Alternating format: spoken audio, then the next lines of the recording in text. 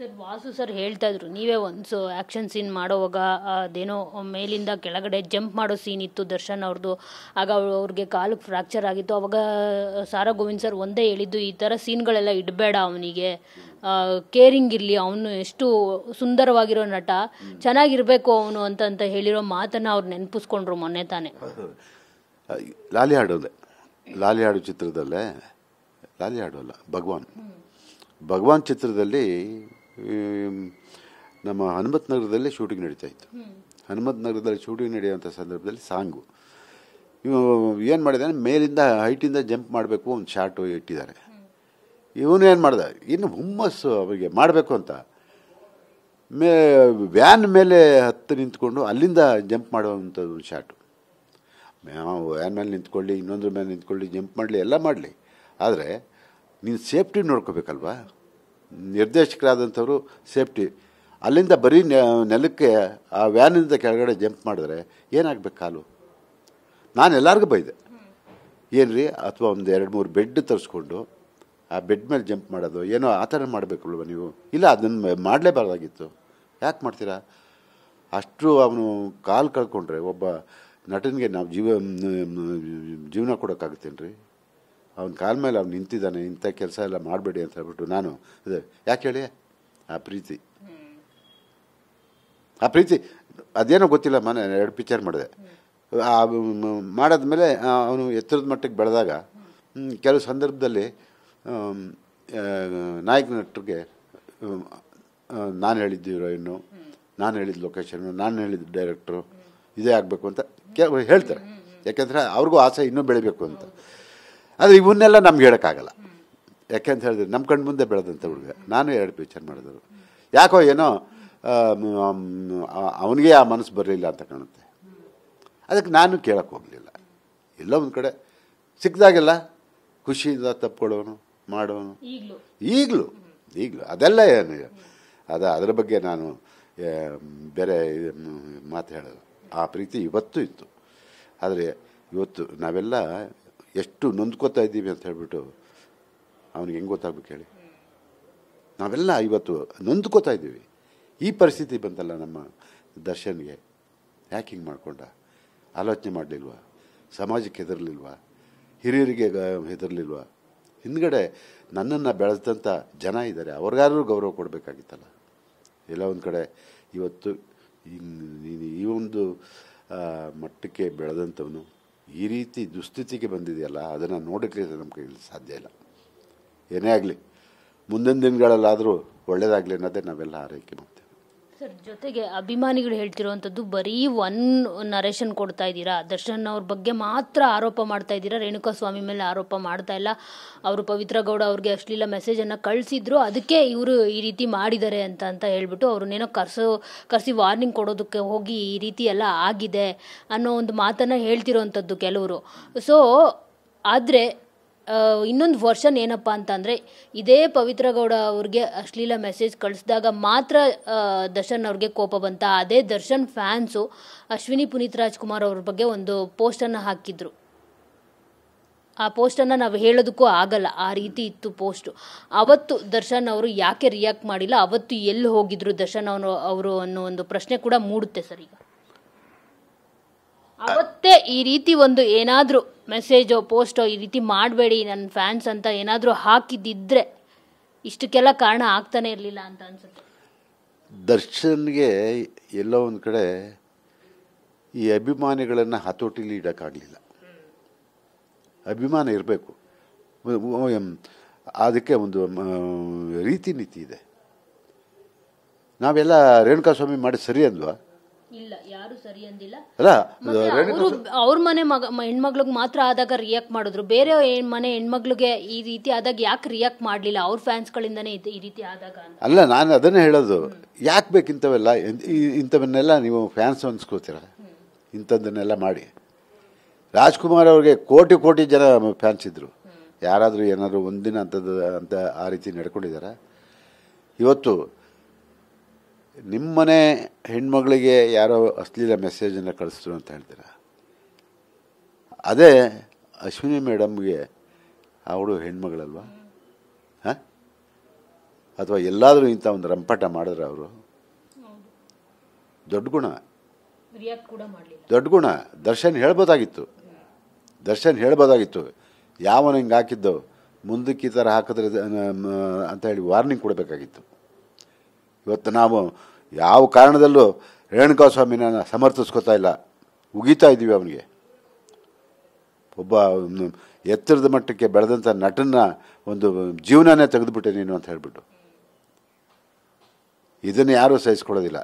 ಆದರೆ ರೀತಿ ನೀತಿ ಇರಬೇಕು ಅಭಿಮಾನಿಗಳಿಗೆ. ಯಾಕೆ ಅಂತ ಹೇಳಿದರೆ ಇವತ್ತು ನೀವು ಮಾಡೋದೆಲ್ಲ, ನೀವೇನೇನು ಮಾಡ್ತೀರೋ ಎಲ್ಲ ದರ್ಶನ್ ತಲೆಗೆ ಬರುತ್ತೆ. ಈಗ ನಾನು ಇಲ್ಲಿ ಕೂತ್ಕೊಂಡು ಬುದ್ಧಿ ಮಾತು ಹೇಳ್ತಾ ಇದ್ದೀನಿ, ತಪ್ಪ? ಅದಕ್ಕೆ ನನಗೆ ಸಾರಾಗೋಯ್ದು ಹಿಂಗೆ ಹೇಳಿದ್ರು ಅಂತ ಹೇಳ್ತೀರಾ? ನಾವು ನಿಮ್ಮ ಒಳ್ಳೇದಕ್ಕೆ ಹೇಳ್ತಾ ಇದ್ದೀವಿ, ಅರ್ಥ ಮಾಡ್ಕೊಳ್ಳಿ. ನಿಮ್ಮ ಒಳ್ಳೇದಕ್ಕೆ ಎಲ್ಲದಕ್ಕಿಂತ ಹೆಚ್ಚಾಗಿ ದರ್ಶನ್ಗೋಸ್ಕರ ಹೇಳ್ತಾ ಇದ್ದೀವಿ.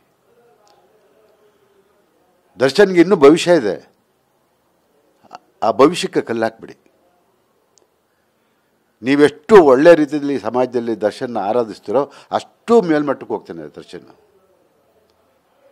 ನೀವೇನಾದರೂ ಹಾದಿ ತಪ್ಪಿದ್ರೆ ಈಗಿನ ಪರಿಸ್ಥಿತಿ ನೋಡ್ತಾ ಇದ್ದೀರಲ್ಲ, ಇನ್ನೂ ಅಧೋಗತಿಗೆ ಹೋಗ್ಬೇಕಾಗತ್ತೆ.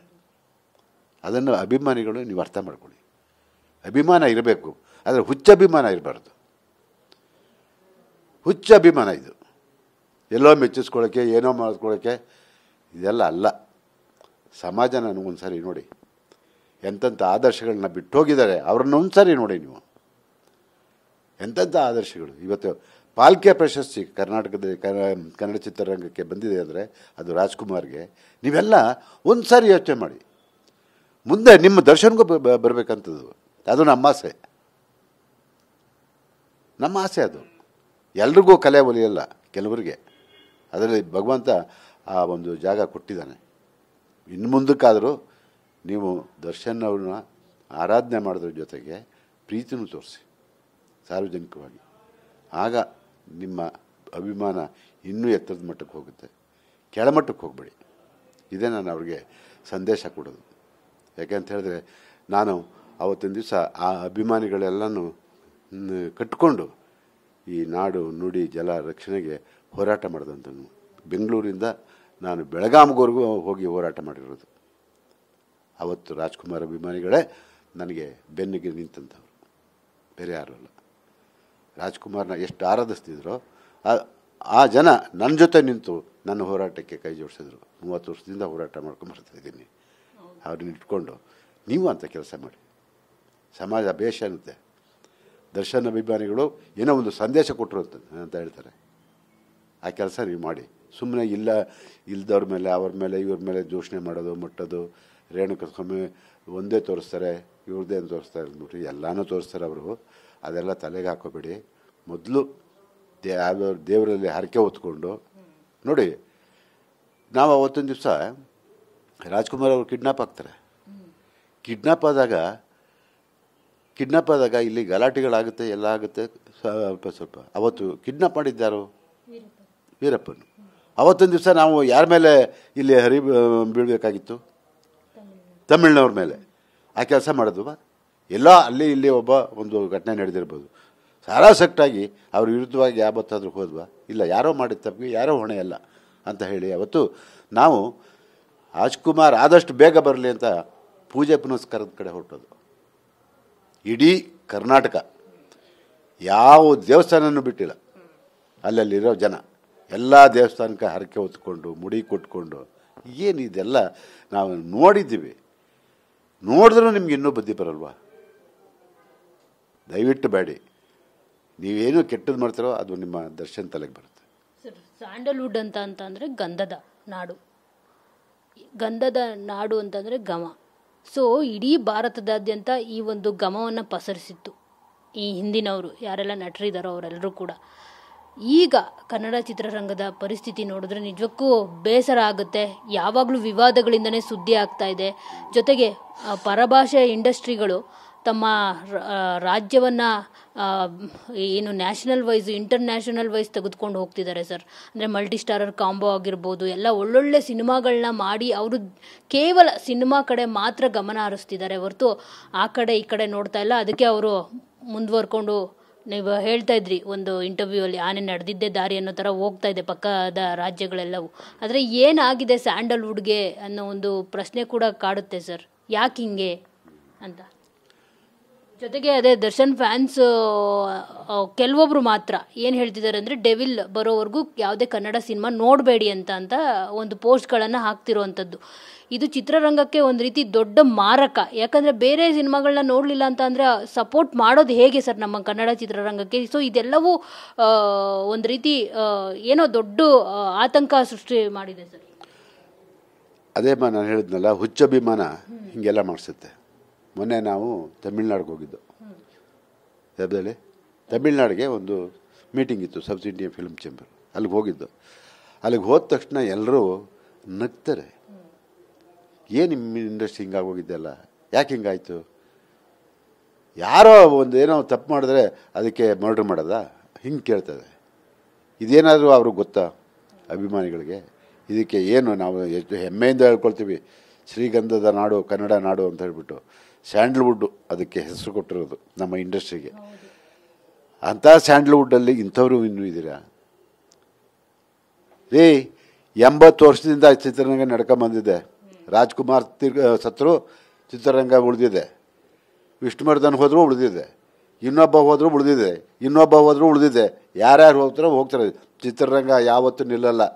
ನೀವು ಡೆವಿಲ್ ಬರೋವರೆಗೂ ಬೇರೆ ಪಿಕ್ಚರ್ ನೋಡಬೇಡಿ ಅಂದರೆ ಅವರೇನು ಮನುಷ್ಯರಲ್ವಾ, ನಿರ್ಮಾಪಕರಲ್ವಾ? ದುಡ್ಡು ಹಾಕಿಲ್ವಾ? ಇಂಥ ಸಂದೇಶಗಳನ್ನೆಲ್ಲ ಕೊಟ್ಟರೆ ನಿಮಗೆ ಜನ ಚೀತು ಅಂತ ಒಗೆಯೋದು. ಆ ಕೆಲಸ ಮಾಡಬೇಡಿ ದಯವಿಟ್ಟು.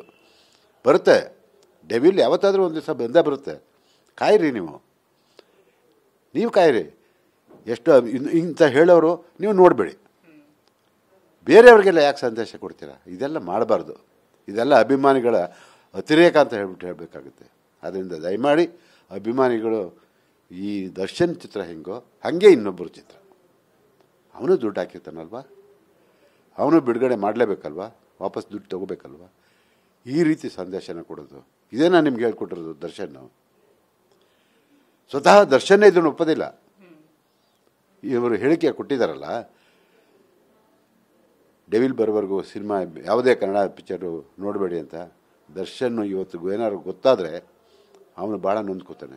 ಆ ನೋವು ಮತ್ತೆ ಅವ್ರಿಗೆ ಕೊಡಬೇಡಿ. ಈಗಲೇ ಭಾಳ ನೊಂದಿದ್ದಾನೆ.